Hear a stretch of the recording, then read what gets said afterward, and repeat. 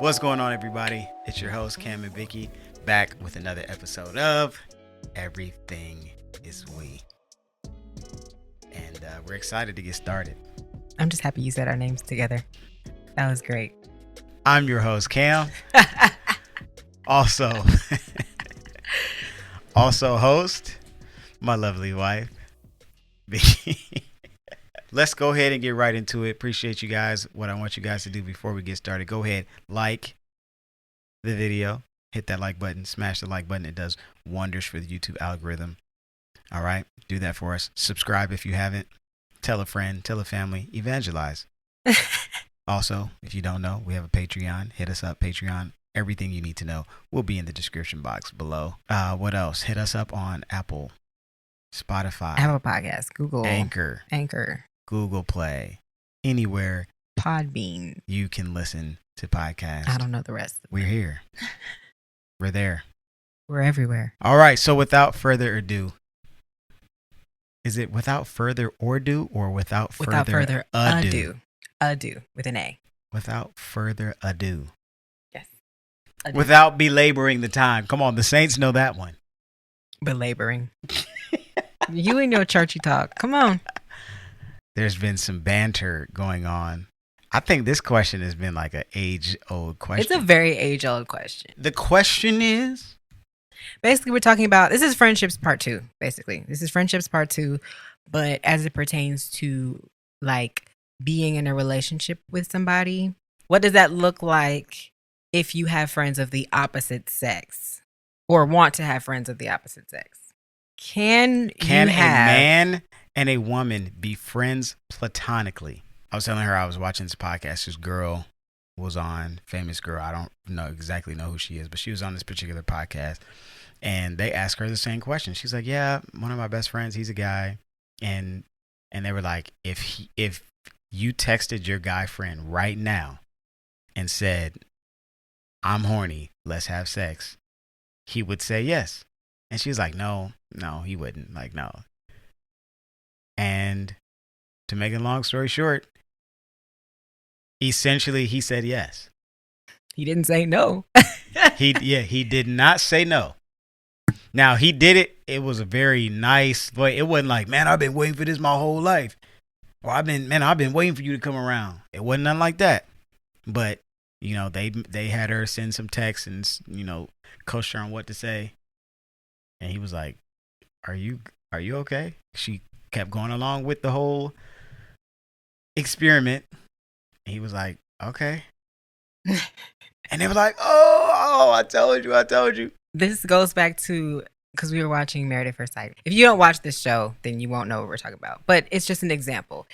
One of the guys was saying that he doesn't feel comfortable with her having guy friends because he doesn't believe that a man and a woman can be friends without the man at some point falling for the girl. And she felt like, no, we can. I have lots of guy friends. And he's like, well, I don't know how I feel about that. So it reminded me of like when I was growing up and I had guy friends. I think out of all of the guy friends that I had, only one of them didn't try to advance himself towards me. And I don't know if he actually ever did like me or not. I'll never know. I always assumed, and maybe this is just me and the way that I grew up, but I always assumed that if a guy really likes you and y'all both single, even if nothing romantic ever happens, at some point he's thought about being with you. At some point. Even if he doesn't make the move, he's probably thought about, I wonder if she would be, you know what I mean? If you are very close friends with an attractive female, let's be clear. It is extremely difficult to not grow feelings for an attractive female. Speaking from my own perspective, I mean, obviously I'm not a guy, but from the female perspective, like I've had a lot of guy friends growing up and I at least once pictured myself being with them just to see, like, do I actually like them like that? You know what I mean? Like the scenarios play in your head whether you want them to or not. If you really like that person and if they're attractive, at some point, you're going to think about that, even if it doesn't happen. I mean, I don't think that's necessarily like a bad thing until you're in a relationship. And that's where it can kind of get confusing because your language and the way that you communicate can be misconstrued if you don't have a clear understanding of where those lines are.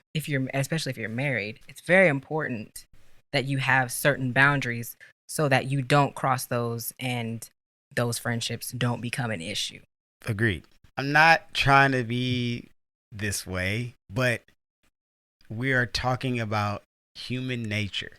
If you have two individuals, okay, and they both have decent looking, somebody got feelings. I've seen individuals talk about that's their brother, and I know you two have been intimate.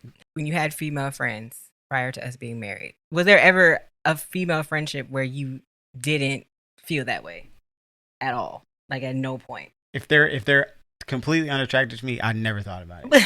But if they're attractive, like, yes, you definitely think about it. I'm not gonna sit here and lie.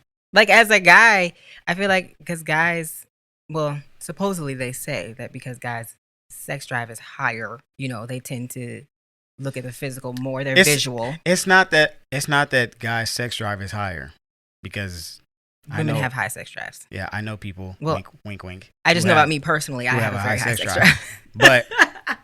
But if we're gonna talk about anatomy and development, a young man's pleasure center is developed faster than his logical sense, or the logic part of his brain. Then I'm not going to get too technical into it. All of you very, very smart people who said you guys are doctors and clinicians and all that stuff, you guys know this stuff. The ladies, you all's logic develops before your fun side side of your brain develops. You mature. That's why girls are like, why you play so much? Why y'all so childish? Because the pleasure center of our brain developed before our logic and maturity. And so where you guys can be like, no, like I'm really focused on this, that, and the third. And guys, we like, man, what you doing? Stop playing. Let me get your number. Why you play so much? Girl, stop playing with me. Because that's what developed first. Okay, so then let's fast forward this to being an adult. Do you think adults can be in a platonic friendship with the opposite sex without thinking about being with them? Because everything is we, our friend, like my friends are now our friends.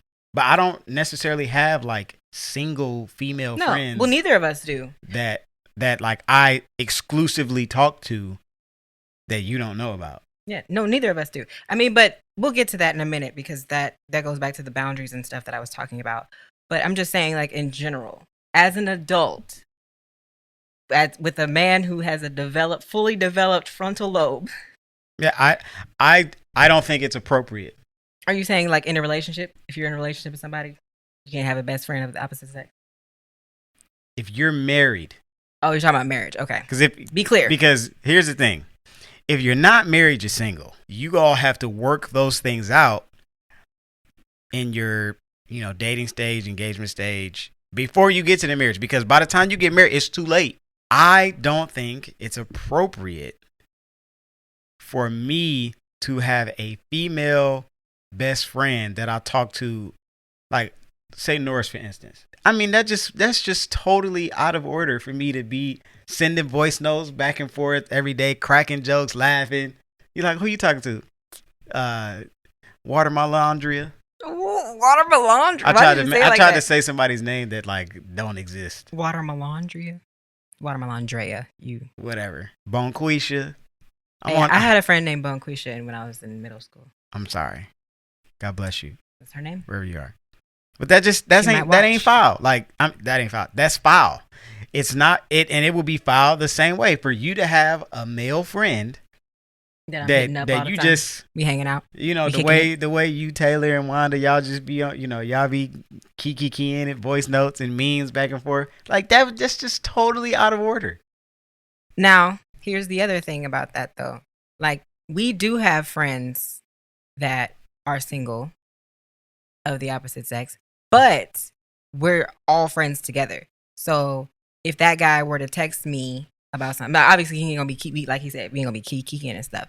But if he texts me about some, Cam, nine times out of 10, Cam knows what we talking about. You know what I mean? Like, it ain't like I got guy friends that you don't know. You know what I mean? I probably know them from you. It ain't like we keep tabs on each other's friends, but we automatically are going to be friends with whoever. You know what I mean? Yeah. And so to go back to Married at First Sight, she was saying that, yeah, sometimes I just pass out at my guy friend's couch. Absolute. When you're married, and he said it too. He said it, and he said it strong, and some people didn't like it, but he spoke with authority. He said, you do realize you're married now. That ain't gonna cut it with me, because if the shoe is on the other foot, if I'm in the same situation, I'm gonna pass out at Bonquisha's house. No, if you sleep with somebody else, if it's just a woman and she's single, definitely not. We fighting. What? We're boxing. And I'm specifically talking about me being a very close friend of someone who is single, who is not in a relationship, right? And like we texting all the time. We are quote like no. To be fair, when we met, we were younger. We were a lot younger. Started when we was younger, and a lot of our adult friendships came from us being married, if that makes sense. Like we don't have childhood best friends like that we talk to still, then hang out with on a regular basis. Even like in the same sex, we don't. Like it's pretty much just us at this point. I'm a PK, so I've had like 35 sets of friends. And so we don't have a lot of friendships outside of our marriage and what we know of us being married. But there are a lot of people who get married later in life, you know, like in their later 20s and their 30s, and they have relationships with people prior to their marriage that they want to kind of bring into their new married life. And they may or may not fit because of that dynamic. It's like, you know, you may have a single woman who she's maybe in her late 20s or 30s, and she gets married to somebody, but she has a bunch of guy friends or something. And like, what do you like that's, I feel like that's what this question is. It's like people want to know, how do you feel about having friendships outside of marriage that are with the opposite sex that you want to keep because those are people that, you know, you may have grew up with or whatever, and you know, you don't want your marriage to kill off all your friendships. You know what I'm saying? Absolutely. That's good. Okay. Then that's what I said earlier about boundaries. You have to establish certain boundaries. You have to establish boundaries, and your friends and you have to come to an understanding that we may have been cool for this particular season. We may have been thick as thieves, thick as thespians, tight. I mean, what is a thespian? We may have went back like two flats on a Cadillac, all those good old sayings. But things are going to have to change because you are stepping into a new season of your life that's going to require new boundaries, new standards, dynamics, new things that have to be set in place. I'm going to just be frank. I love all my friends, but they're not more important than this relationship right here. True.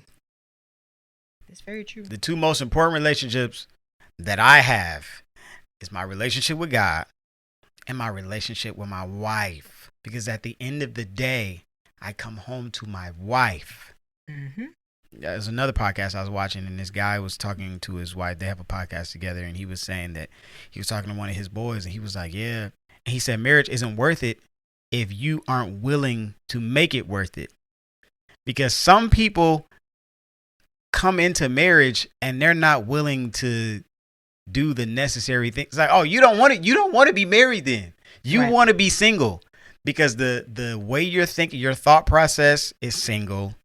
Like if you don't understand the biggest word that you will probably go through in a marriage is compromise, because it's not about you anymore. Facts. Everything is we. It's about us. Yeah.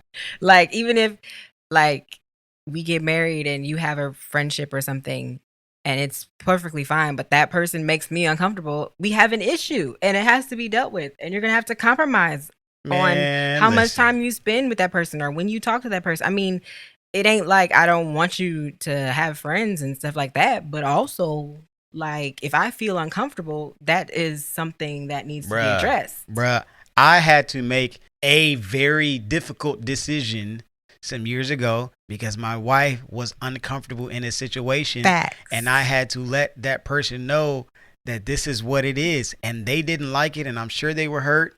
And I didn't like the situation either. Numero uno. Numero uno is right here. Okay? If I'm uncomfortable, we uncomfortable.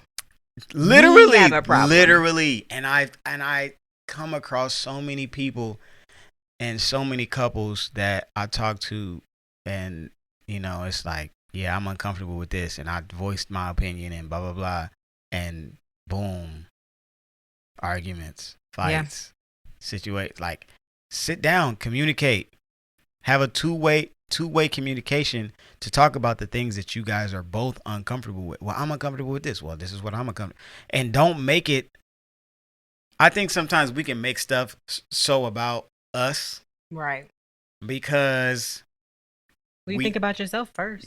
You think about yourself. You think about what happened to you. We try to make our situation the gold standard of how everything works. And I hate generalizations. And you can't do that. No, you can't. Especially not in a relationship. Like, no healthy relationship starts with you thinking about yourself first. You're always going to consider the other person. Especially when you're married, like, you can't just wake up and decide, well, I'm going to do whatever I want to do. And if they fit into that, okay. But if they don't, oh, well. Like, no, like, you have to think about that other person. That's the whole point of being married. I've also seen in certain circumstances and situations where one of the individuals in the relationship, the husband or the wife, will say, you can't talk to any men, or I better not see you talk to any women, or you have to turn down opportunities. Oh, no, that's unhealthy too. Can we say toxic? Like, that's absolutely ridiculous. I think there's extremes in both cases. You can either be so extreme to the point where you say, well, I should be able to be friends with whoever I want, whenever I want, and not consider your feelings. And then there's also the other extreme where it's like super controlling. I think a lot of people feel like having boundaries is controlling, but that's not controlling. The controlling is when you telling your spouse what they can and can't do based on just being insecure. Yep. That's different than... Goes back to communication. That's different than being considerate. Considerate and insecure are two totally different things. There's a difference between you can't and when you do this is how that makes me feel. Let's say I did have a friend or something, a guy friend that Cam didn't know prior to us being together. And then we got married and I still wanted to be friends with him. If we've talked it over and we've established boundaries and we've established, okay, this is your friend. Of course you can still talk to them, whatever, but like, just don't be texting them late at night. And you know what I mean? Like, if we establish some boundaries and stuff, then we've worked through that and it's okay. But like, if I had that friend and then we came into the marriage, like, well, you need to cut off all your friends. Like, then I'm like, okay, you're crazy. There's a huge difference there. And I think communication is what establishes that difference. Because otherwise you just at each other's throats when you could have just talked about it. So many things can be solved with communication. All you have to do is express how you feel instead of just trying to be defensive about it. Like, no, you can't do nothing. No, that ain't how that works. We have to have healthy conversations, because what I don't want people to get in the habit of doing is seeing these topics and formulating unhealthy opinions about relationships, friendships, marriage. Yeah. I mean, this is why we're talking about this stuff. Right. Because you have to have a healthy view, period. Mm-hmm. Like period. And you discover that through communication with this individual. That's why we had a podcast on communication. We had a podcast on friendships. We had a podcast on how to communicate effectively to one another with learning styles and personality styles and things of that sort. So you can understand, like, okay, how do I express this to a person I'm going to spend the rest of my life with?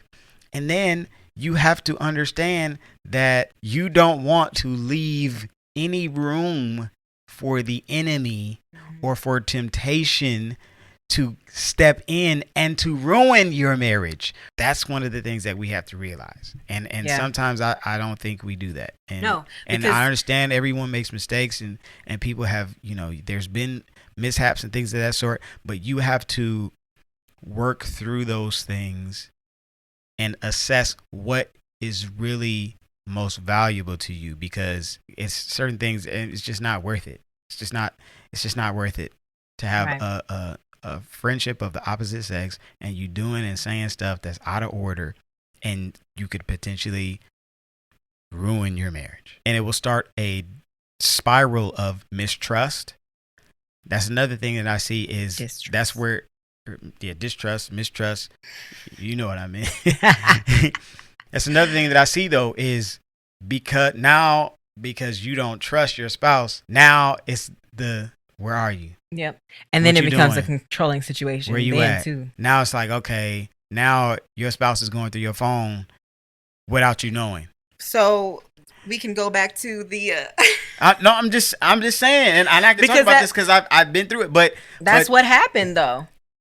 and it could be a combination of insecurities, and it could be a combination of things you're doing that you have no business doing. It's going to cause this reaction, and if it escalates to a point where you do find yourself in that trick bag and you did the do, and now your spouse can't trust you. Now your spouse can't trust you at church. You could be flirting while I'm sitting singing in the choir, or you could be, or you could be doing this, or no, where you going? Who gonna be there? And it's now you created a world of anxiety and insecurity with your spouse now, and it's gonna take you a while to dig yourself out that hole. I think something that my mom was saying, because my mom listens to the podcast. Shout out to you, Mom, if you're watching.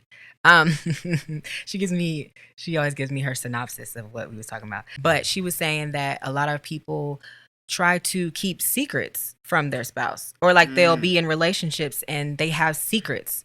And that is why I feel like one of the things that helped us when we were, well, even when we were just friends and we weren't even dating yet, we were like telling each other everything, not even like trying to, but we just did. We had one of those calls where you like tell your whole life story, Yeah. But we were never secret about anything. We didn't keep secrets from each other from the beginning. And I think that's so important, because a lot of people, they have things that's happened to them in their past with previous relationships and stuff, and they just want to forget about it. And those are things you need to be talking about. Even if, honestly, I feel like if you're dating somebody and you're seriously dating them, you should be talking about everything. Like, they need to know what you've been through and stuff. Not like you have to like say it all at once or blurt it out all at once, but your conversation should be deep enough to where y'all know each other well enough to know what's going to work and what's not. So if we get married and you have a relationship outside of the marriage, and I know that you have trauma related to a relationship or something like that, I know how we can communicate to each other how we should handle things. If you, not saying that this was you, but if you had a lot of like dating history or whatever, and you used to sleep around with women and stuff like that, and I knew that was an issue for you, I would be more cautious of that, like when we got married. So we would need to like talk about boundaries you should have so that you don't fall into temptation or whatever. You know what I mean? So that it doesn't mess our marriage up. You have to know each other that well to be able to have those kind of conversations, but that doesn't happen if you don't communicate. You don't tell each other nothing. So I'm about to go there. Oh boy, here we go. My wife is not from here, from Facts. the area and where I live, and so if we out, great America somewhere, and all of a sudden, these women start coming up and they like, oh hey, I ain't seen you, or I didn't know you was married, or I didn't know. And then, like, it was just a totally strange vibe. And my wife was like, oh, what's that all about? And he was like, oh, I just went this good. But, like, you slept with them and she didn't know. You're putting your spouse in a strange situation, and an uncomfortable situation. And I see people do stuff like that. It's like, I don't like the way Sunshine looked at you. And then come to find out, they find out years down the line that y'all didn't had some rendezvous back in the day.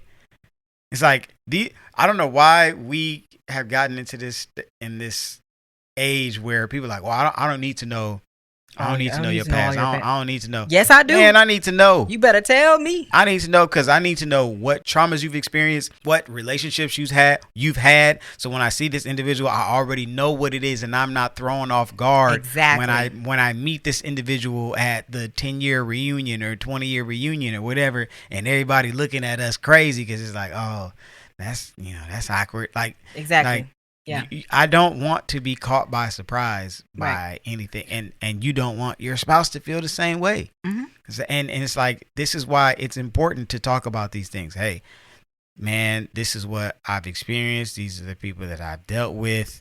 Some of these people are still around, and this is what it is, or this is what it's not. This is what Right. This is what it hasn't been. We never got to that. We was cool, we kicked it or whatever, but it never got to that extreme level. Like Mm-hmm. these are things in detail what you need to talk about. Yeah, I've dealt with this, or I've experienced this. Yeah, this is what hurt me. I may have, and I'm not trying to be graphic, but I hope this isn't triggering, but you may have been assaulted, or you may have had some traumas that have affected you, and these are things that your spouse needs to know, because then they can at least be aware and try to protect you from some things or some experience or some Right.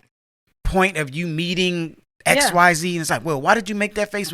Well, I Right. never told you, but That's stuff you need to know. The thing about triggers is it can be literally anything. Like, Yes. he could have a friend that he was like friends with in high school or whatever, and she may wear blue shoes. And the dudes I used to talk to in high school, they always used to date girls who wore blue shoes, and that's triggering for me. Like, he needs to know that. That's a dumb example, but I mean, that's the kind I of saw stuff when you need looked to. at her with the blue shoes. Exactly. wait, Like, what? that may be triggering. Well, she experienced that when she was.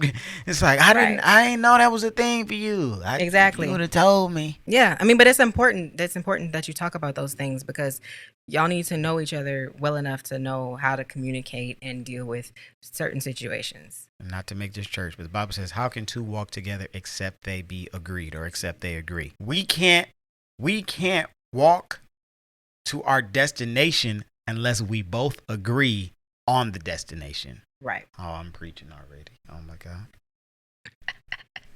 You just gonna do it regardless. So go ahead and let it out.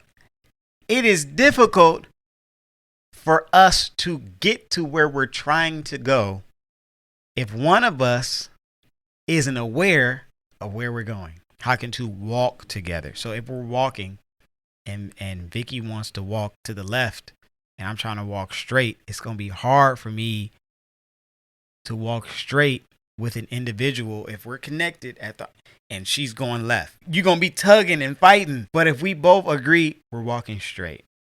Right. We're walking forward. And the Or thing, we're going to the left.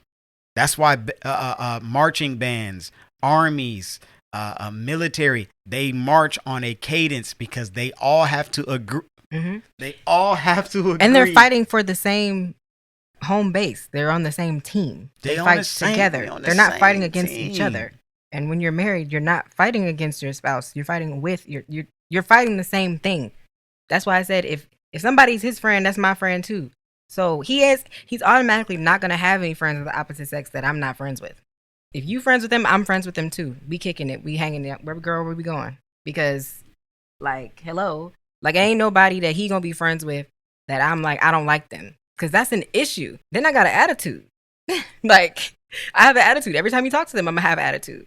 So I gotta be friends with her. It ain't no like, well, he has his friends, I have my friends of the opposite sex, and we don't know. kick it. Like, we Right. don't know about them, or we don't know who they are. Like, no, I know everybody who texts his phone. I at least met him, And there is no, and I'm fine with them talking. there is no like, give me my phone. What you doing with my phone? Definitely not. Like, my Even phone that- is right here. I mean, she has my password, and it's not like, because I know people have asked that question too. It's not like, it's this, all right, here's my password. No, It's just like, this is what it is. Like, I may need to, something may happen. Like, just right.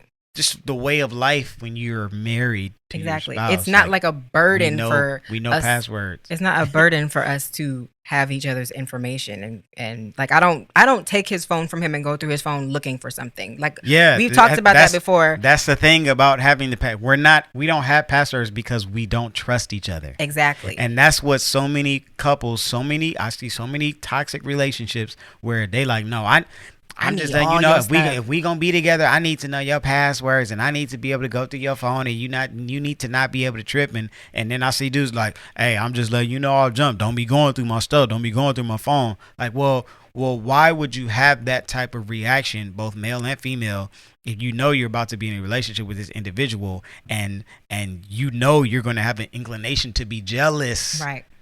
It creates division without there even being any division yet. It just creates it by you even having that, because to me that's an immature way to think, because then you're assuming that either they're going to do something wrong or assuming that like you don't trust me. It creates a mindset of not trusting each other. And even when we had our little, because we talked about this before and I don't remember which podcast it was, but we talked about the little minute where I had a lapse of judgment and I went through your phone on purpose looking for something. But even when that happened, I don't even it wasn't like I didn't trust you.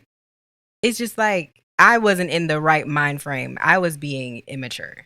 I don't know why. I don't remember. It was a long time ago. But I was being immature.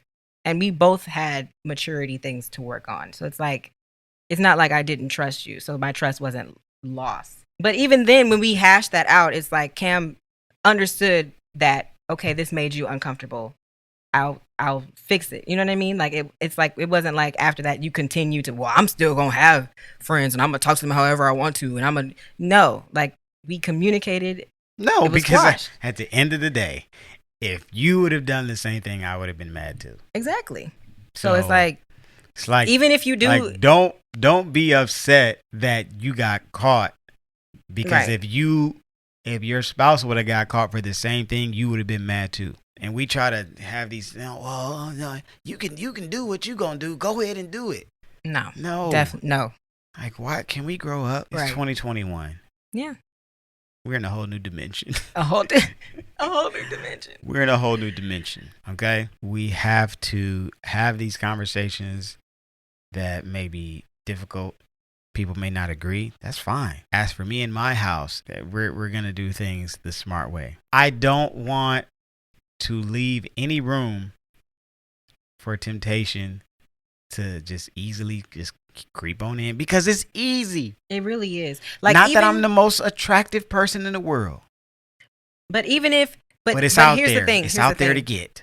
Even if I trust you to conduct yourself well, I don't know how other people are going to act. I don't know what kind of bad day sis might be having.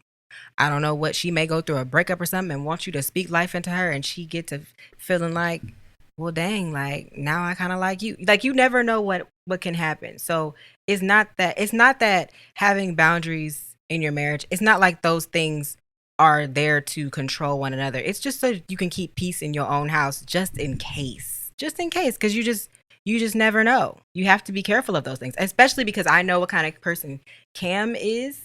I mean, people love him. So I know ain't nobody out there don't like Cam. He's a preacher. So people are always going to like pour out their heart to him. And, so if you have a female friend or something and y'all are talking and she needs advice or needs help with something, like, she's going to share her thoughts and feelings with you, and you're going to listen because you care about people. You know what I mean? And I was literally thinking about this same thing as you were going there.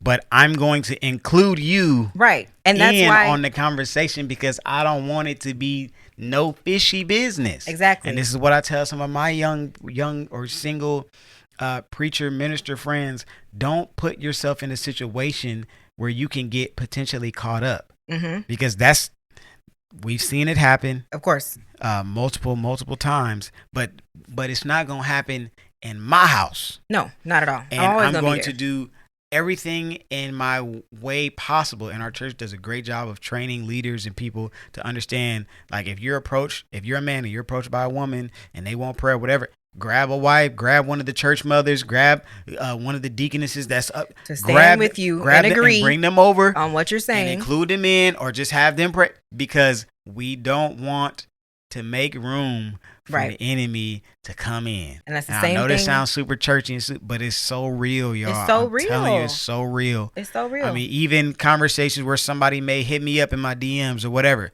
like, I let her know, because I don't want it to get to a place where it's creepy now, and now you telling me all your dreams, and then all of a sudden now you had a dream that I'm your husband. Whoa. Listen, No. y'all don't think I don't see No, it. sister girl, you're blocked. I'ma see it. These are some of the things that you have to do if you want to have a healthy relationship with your spouse. You just have to. And don't think of it as like a bird. Like, I hate the idea that people feel like letting go of their single life is like a bad thing. When you literally get married, you literally are no longer single. You So become one you with have someone to else. let go of that Yeah. life.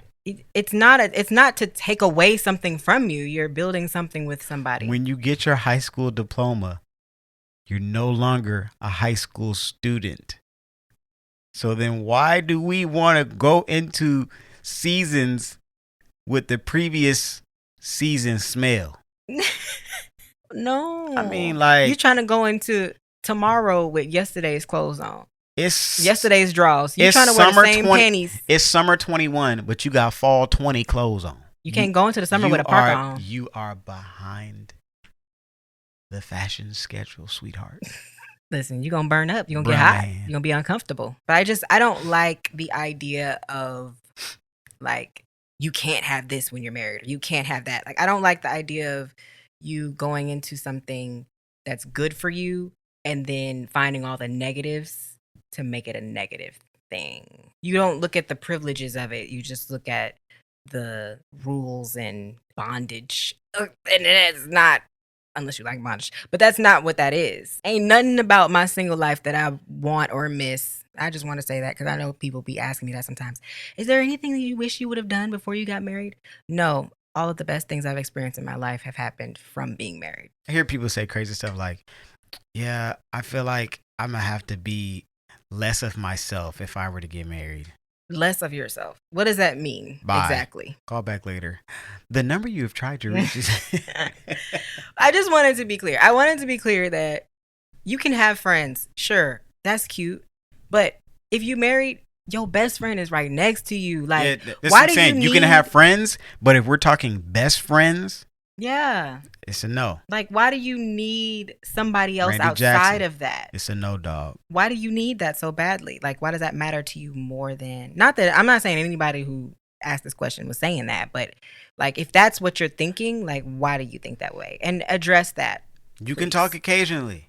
Yeah. Like, we're not saying you can't be But friends you at on all. your way home from work, you talking to them, you texting them all the time, y'all sending voice notes, y'all got secret And then the other thing, inside jokes, and the other thing, disregarding the opposite sex thing, friends in general, there is nothing that your friends outside of your marriage should know that your spouse doesn't know. Yep. About you, about how you feel about them, nothing. Like, all the communication should go. Like, I don't talk to my friends about anything that I haven't talked to Cam about already, that I haven't already expressed to him.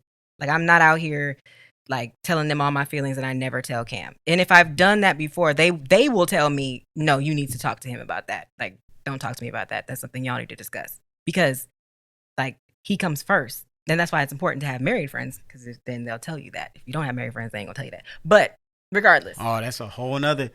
You're married, but you have single friends, you need people who are. and you trying to get advice from your single friends. You need people who are either in the season that you're in, or have already gone through that. You know what I mean? Like, are wiser than you. You need people like that in your life. Get some people around you who understand your situation. That'll help you a lot in your marriage. Absolutely. Appreciate you guys. If you guys have any questions, or, you know, obviously you're going to leave comments if you're on YouTube, but if you guys have any questions or suggestions for other topics we can talk about, we're open here. So go ahead and leave your suggestions. We got some other good topics lined up. You know, one I want to talk about is building together. I want a high value man. I want a high value woman. I want he gotta have this. He gotta be this. He gotta be 6 feet, six pack and six figures. But what do you have? And then brothers be talking about, yeah, she gotta be stacked. I want this. I want that. But dude, you have no teeth. Yes, we need to talk about preferences versus standards because I think people mix those two. My God. Also, we can talk about needs versus wants. But hey, well, appreciate you guys. Once again, the support has been amazing. Check it out. Peace. Peace.